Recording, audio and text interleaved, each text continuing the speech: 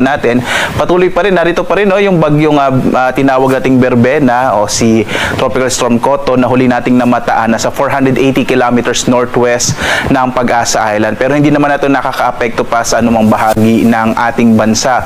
Meron pa rin tayong amihan o northeast monsoon na magdadala pa rin ng mahihinang mga pag-ulan, particular na dito sa may bahagi nga po ng extreme northern Luzon sa may Batanes area. Meron pa rin easterlies na magdadala ng mga localized thunderstorms sa malaking bahagi ng Luzon at Visayas. Habang sa ngayon nga, yung Intertropical Convergence Zone or ITCZ, ito yung pagsasalubong ng hangin mula sa magkaibang hating globo or hemispheres.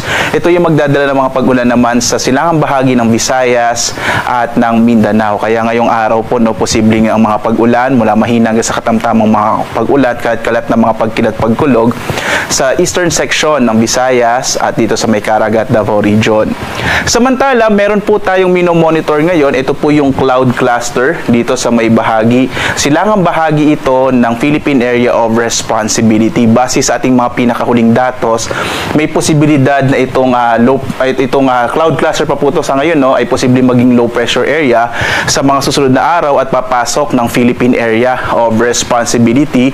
Lalo't nga ngayong buwan ng Disyembre, 1 hanggang 2 bagyo ang inaasahan nating maaring mabuo or papasok ng Philippine Area of Responsibility. Kaya tumutok po sa mga update ng Pag-asa para dito sa minomonitor natin na cloud cluster na nasa labas pa ng PAR.